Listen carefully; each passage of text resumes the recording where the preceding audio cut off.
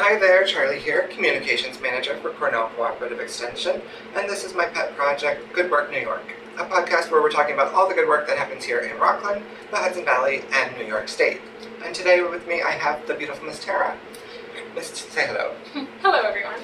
Miss Tara, if you remember, is our friend from Ulster County CCE, and today we're actually, ironically, here in Orange County CCE's demo kitchen. Neither of our offices have a kitchen that's quite up to snuff to what we were doing today, so they were gracious enough to let us use their space, and we thank them very much. Ms. Tara, tell us what we are doing today. Sure, so today we are testing out a few different recipes from our new Cooperative project. It's a cookbook with author and local graphic designer Maria Reidelbach. You may know her from her first cookbook, Stick to Local. She also did those great adventure maps with stickers around the Hudson Valley. So this cookbook focuses on reducing our carbon footprint through the food we eat by reducing food waste and using what's on hand in your pantry and refrigerator. That's great. And from what I understand, these recipes sound tasty, and we'll find out if they are tasty, right? That's right. The point of this activity is to taste test the recipes and provide feedback for her. So this project is collaborative. We've started a cookbook club where people can gather and give feedback on the recipes. We'll taste test it and help develop this cookbook. That's great. So let's get started. All right, so the first recipe we're starting with is the fruit crisp. I'm calling it a recipe, but really she calls them formulas because she gives us food groups to choose from as we build up these recipes. So really you're just using what's on hand. For the fruit crisp, obviously our base is a fruit, and for this activity we've chosen peaches. And that we're just gonna dump right into the bottom of the tray. Just dump them in? Just dump them in. Okay. And so we're using 6 cups of sliced peaches. They're peeled. And the next category is choosing your flour. You can choose whole wheat, an alternative. We have unbleached organic flour. And we're going to dump that into the bowl. And we're also using a ½ cup of rolled oats. So we're just going to mix this together. And you can use any kind of flour, almond flour, chickpea flour, whatever is your preference or necessity if you have an allergy. Okay, so we're also going to dump in a little bit of cinnamon if you want to sprinkle some of that on there, as well as some nuts. And in this case, we're using walnuts, chopped walnuts. Walnuts. Coming in. Okay, so the next step of the recipe is mixing up your sweetener and the butter or oil, whichever you choose to use. For the sweetener, you can use honey, maple syrup, and in this case we use brown sugar. So we've got the butter and the brown sugar in here, and it's nice and mixed up. What's next? Once that's combined, we're going to mix the dry ingredients and the wet ingredients together.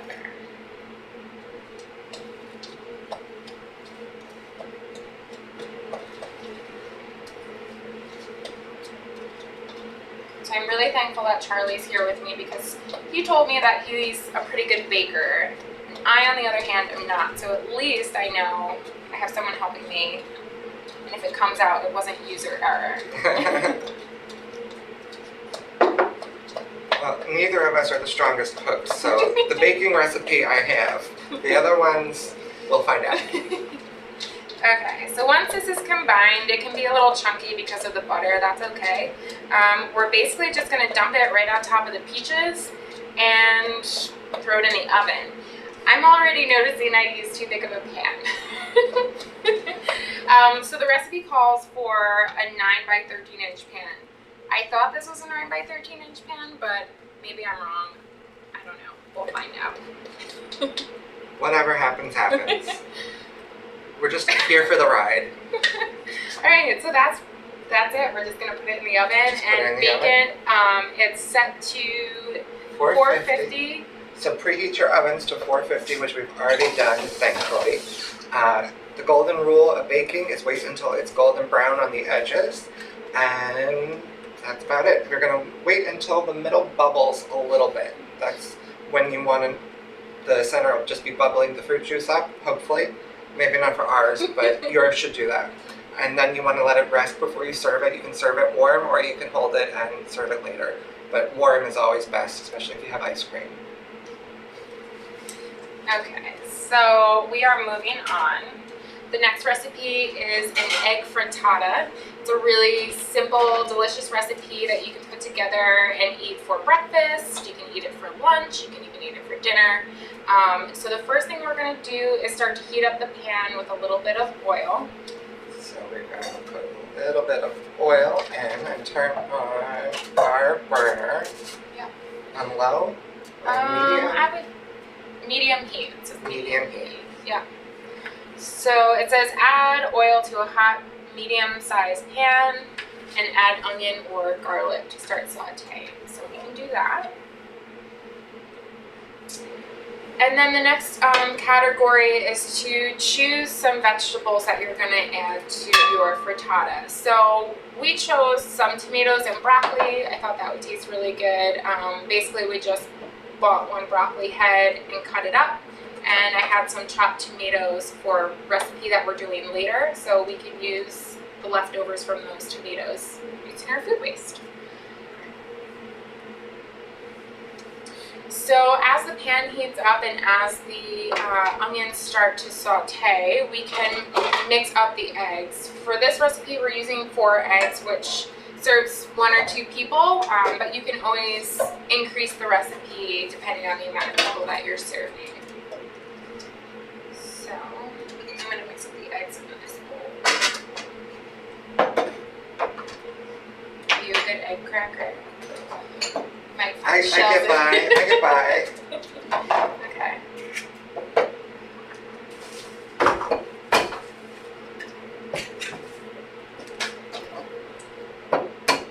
I brought an extra egg just in case I cracked one along the way, but since it made it, I'm just going to use 5. That works. Especially since you just lost some, shot it all over the place. I'm trying. That's all we can ask, that you try.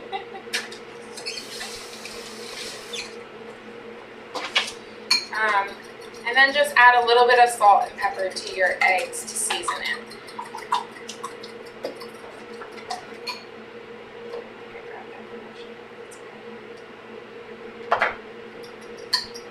Alright, so it's going to take a little bit of time for the veggies to cook, and while we wait, we're going to start on the next recipe.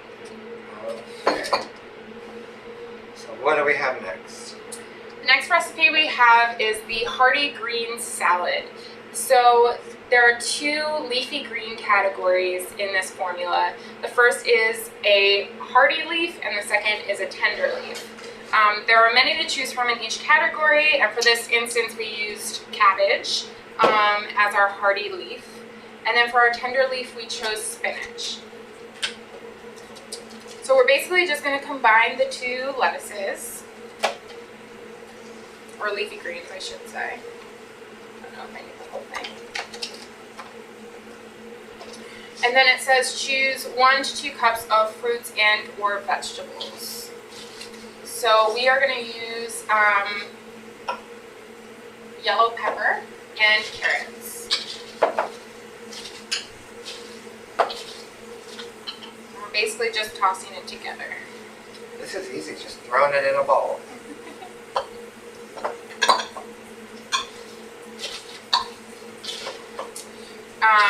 The next category is a protein, so she lists out on each recipe a bunch of different options that you can use, whether it's beans, cheese. In this case, we're using hard-boiled eggs.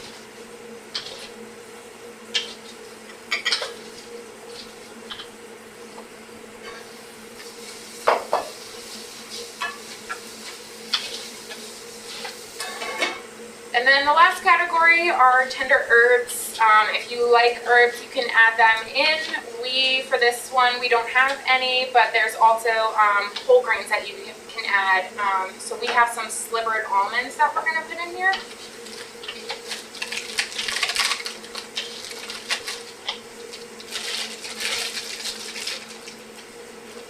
And it calls for about 1/2 cup.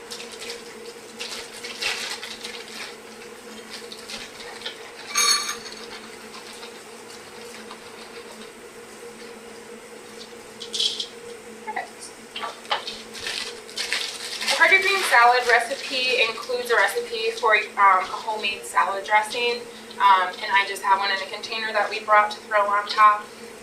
But it's pretty basic: oil, vinegar, salt, pepper.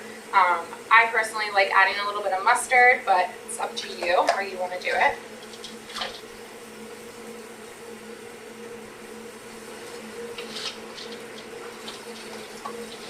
And that's it. Alright, so we're going to put this to the side. So our vegetables in the frittata are still cooking, so we're just going to move on to the next recipe, which is a salsa. Now, salsa is really great because it's actually really simple to make, but everyone thinks it's really complicated, and if you make homemade salsa, people will just flip. It is really easy. What I like about this recipe is you don't have to get nitty-gritty with your chopping.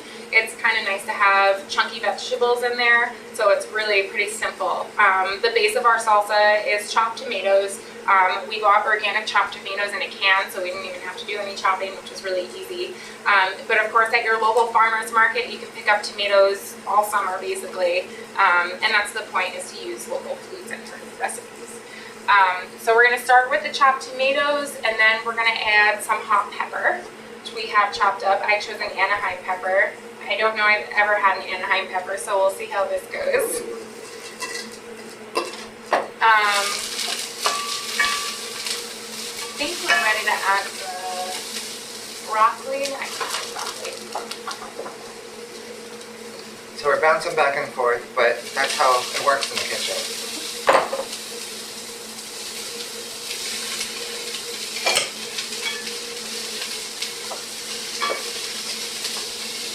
And I wanted to use some of these tomatoes actually, so let's throw a couple of these.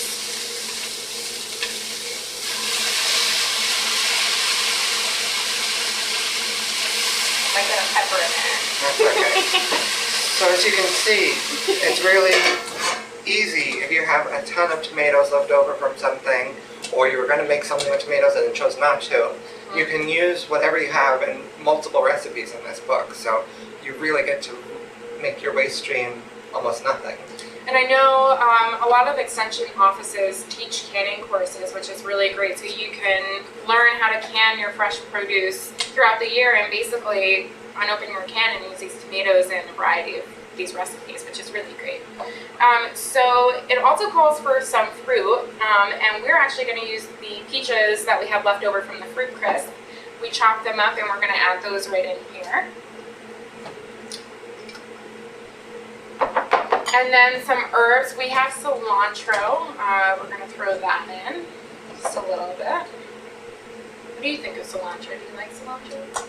In moderation. Oh. That's fine. I'm not one of the cilantro is so tasty people. So. Okay. And then we're going to add a little bit of lime juice to brighten up the flavor. And salt.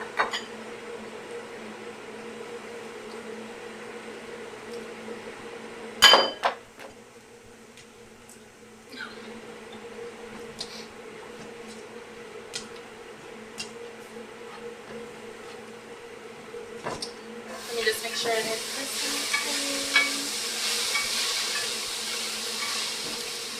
Oh, and the last ingredient I think is very important, onion. Onion. It calls for 1 small onion.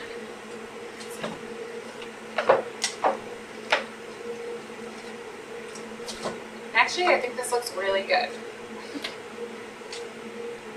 Here is, I don't know if you can see it, our chunky salsa. Nice and chunky. How are our Frittata vegetables? vegetables? They're Looking looking good. pretty good. Alright, I think we're ready for the eggs. Okay.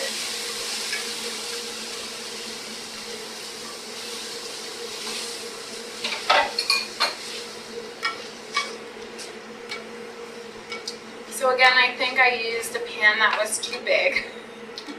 It's going to be more like scrambled eggs and vegetables, but that's okay.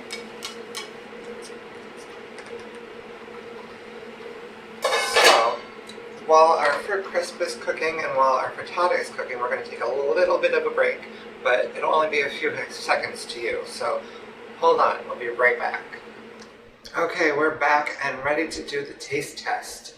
Now, we've learned some lessons today, and one lesson is that we needed to recruit one of our nutrition educators to better prepare these recipes. Not that they're that complicated, I think we're just a little specially inept when it comes to this matter. But we gave it our all, and we're going to see how we did. So let us begin. Should we start like it's a 4-course meal and start with like the salad or the salsa first? Have an hors d'oeuvre? Why not? Let's do it. The salsa, an hors d'oeuvre. Let's start there. So we're trying our salsa. Actually, I think that's really good. And I grabbed a peach in there. It's awesome. A good balance of sweet and a little bit of that spice and tang. Mm-hmm. The chunks are good. It's really good. I think if we had fresh tomato, it would have been even better. I agree. Fresh tomatoes would have made a difference. Yeah. But the canned tomato isn't terrible. Yeah. Okay. Salad. Jinx.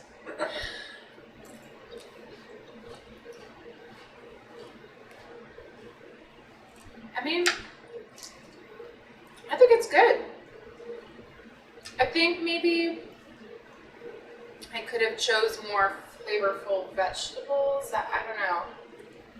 I think we have a lot of cabbage and a lot of spinach, and even though they have their own flavor when they're fresh, they're not as like bursting of flavor. So it has a good salad taste to it, but it's not like a salad that I'll remember for the rest of my life. Yeah, the like fruit or the vegetables and the nuts that we add on top, I could have just added more of those, I think. Well, still good salad. Yeah. Okay. Main course, frittata. Mm-hmm. Here we go. Is it a frittata or a frittata? It's good. Yeah? It's okay. It's not poisonous. It is good. So what happened was we used entirely too big of a pan and started to burn a little bit because Just a little. yeah. But Charlie did an awesome job of keeping the sides rolled in and made a pan frittata miraculously. So I think overall actually it's good. It's missing a little like brightness. There's something in there that could it's very. the tomato. Fresh tomato, I think, would have made the difference. The canned tomato has a much more rich flavor and not as much of a crispness to it with the texture too. Yeah. So, but maybe like a cheese would have helped on there too. yeah, I mean, there's always room for cheese. Always room for cheese. Okay, now dessert. We've got our peach crisp. Again, a little bit of a user error. I used probably a pan 3 times as big as we should have, so. You live and you learn. But how could you go wrong with a fruit crisp? Yeah. We'll find out.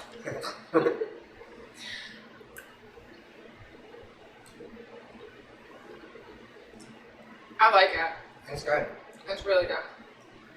And considering it was just like literally thrown together. Actually, all these recipes, I feel like we just threw it in a bowl, popped it in the oven, threw it in a pan, threw it in a bowl, you know.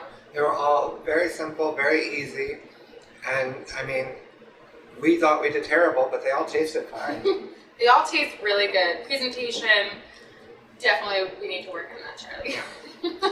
But you know, I think it was a good experience. I think the recipe, the formula idea is really innovative and really useful, especially when you have a variety of whatever's left in your kitchen and you don't know what to do with it.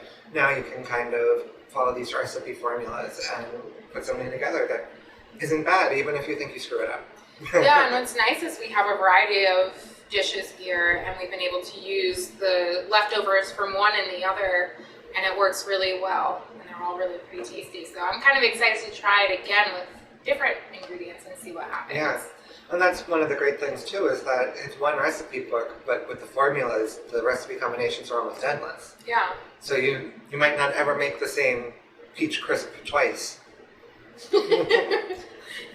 Okay, so that was our episode. Thank you for watching. I thank Miss Tara for coming on Thanks, and Charlie. joining our little little kitchen experiment thing. We'll be back next week with another episode of Good Work New York, and that's some Good Work New York. Bye.